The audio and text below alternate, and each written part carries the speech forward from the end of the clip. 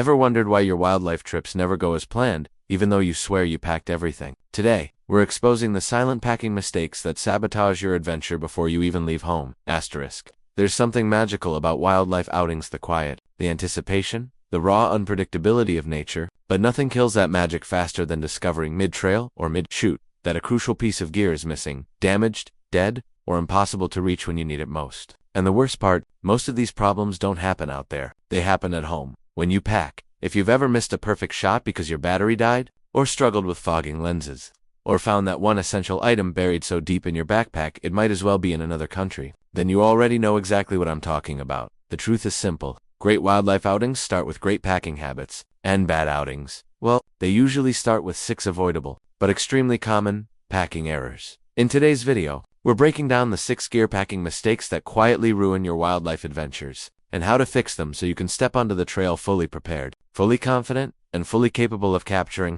the shots you've been dreaming of. We'll go from mistake number 6 all the way down to the single worst packing error most wildlife enthusiasts don't even realize they're making. And trust me, number 1 shocks a lot of people. So, grab your pack, grab your checklist, and let's tighten up your gear strategy once and for all. Let's jump into the countdown. Asterisk. Mistake number 6. Packing heavy, but not packing smart. 750 words. Let's start with something that plagues beginners and even seasoned wildlife photographers. Packing heavy, but not packing smart. You know exactly what I mean. The bag that feels like it contains a full studio setup, even though half of it won't get used. Many people approach wildlife outings with a take everything just in case mentality. And while that sounds practical, it's actually the fastest way to ruin your mobility, drain your stamina, and miss the wildlife entirely. Why this mistake happens? It usually comes from fear. Fear of missing a shot. Fear of not having the right lens. Fear of weather changes. Fear of encountering unexpected conditions. But here's a harsh truth. Wildlife photography is not about carrying about carrying what matches the outing. You don't need your full 150 to 600 millimeters telephoto, and 3 primes, and a macro lens, and a drone, and a backup kit, and 2 tripods. You don't need heavy portable lights, or a stack of filters you won't use, or that massive cage setup you only need for video work in controlled environments. What you actually need varies dramatically depending on the environment: forest, savanna, wetlands, mountains, the wildlife you're targeting, the time of day, whether you're shooting stills or video, whether you're hiking long distances or staying near a vehicle. The real cost of overpacking destroys your outing in 3 ways. 1. You get tired much faster. Wildlife outings can mean hours of walking, crouching, chasing light, or stabilizing lenses. A heavy bag creates fatigue, and fatigue kills awareness and wildlife. Photography is 90% awareness. 2. You move noisier and slower. A bulky, overloaded pack rustles, shifts, clanks, and hangs awkwardly. The slower you move on, the noisier you are, the fewer animals you see. Nature rewards the light-footed. 3. You become mentally cluttered. 2. Much gear equals too many Decision fatigue leads to hesitation, and hesitation loses moments. The fix: build a purpose-driven loadout instead of packing everything. Pack only what the outing demands.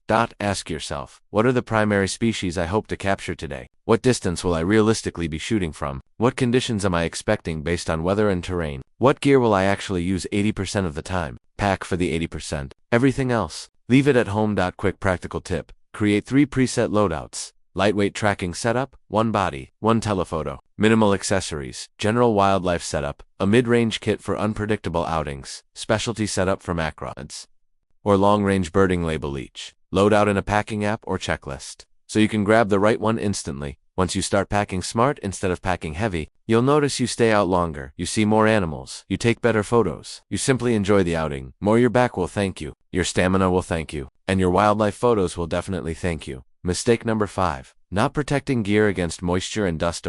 900 words. Moisture and dust are like silent assassins for your wildlife equipment. You don't notice them at first, but by the time you do, the damage is already happening. Fogged lenses, dust-filled sensors, corroded battery contacts, gritty zoom rings that grind like a pepper mill. All of these problems usually come from improper packing, not field use. Nature is humid, dusty, wet, or all 3, whether you're shooting in a forest, near a river, in the savanna, or in your local wetlands. Nature is always throwing moisture or dust at you. That means your packing needs to include some baseline protection. But most people do these 2 things wrong. Mistake 1. Relying solely on the backpack's built-in rain cover. Backpack rain covers are decent, but they're not enough. They're designed to protect the outside of the bag from rainfall, not to protect your gear from condensation, humidity, or dust inside the pack. Mistake 2. Putting gear in the bag, raw lenses. Batteries and bodies tossed directly into padded compartments might seem fine, but those compartments still fill with microdust, moisture from the air, sand, sweat from your clothing. Fogging when temperatures shift. Temperature shock is a bigger problem than rain. Most beginners think rainfall is the main danger, but veterans know the real threat is temperature shock. Here's what happens. You leave an air-conditioned car or cabin, you walk into warm, humid air, your lens instantly fogs, moisture forms inside your bag. Not just outside, condensation collects on glass, sensors, and electronic sand. The worst part. This is completely avoidable with better packing. The fix: create a layered protection system. 1. Use individual lens and body bags or padded drawstring bags for each lens body.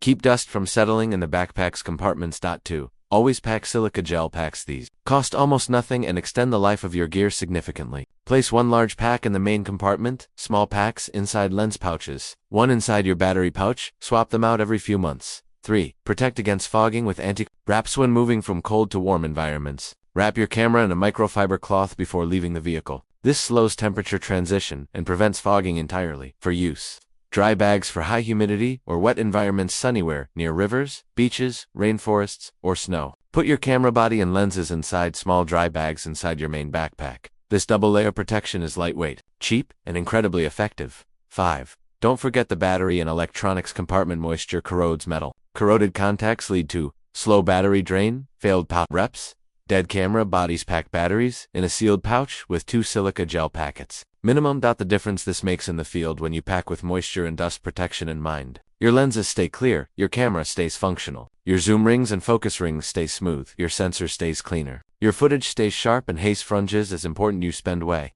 less time worrying about your gear and way more time actually capturing wildlife.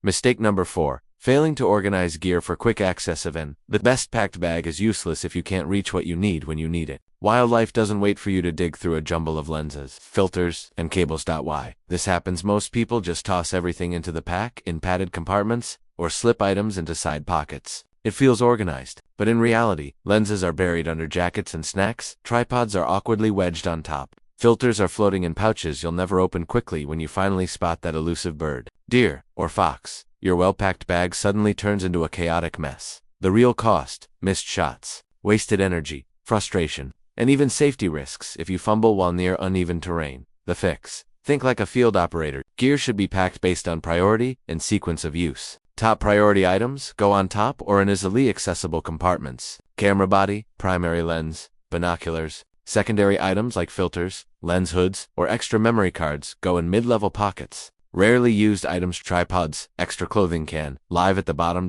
Pro tip: use modular pouches. Small pouches let you extract just the item you need without unpacking the entire bag. Consider color coding for instant recognition. Another tip: think in zones. Zone 1, ready to shoot gear. Zone 2, accessories you might need, mid-hike. Zone 3, items for emergencies or end-up day. Example: imagine spotting a hawk perched 50 meters away. If your camera is buried, you've lost the shot. But if your gear is organized for quick draw, you'll be ready in seconds. That's the difference between a May outing and a legendary one.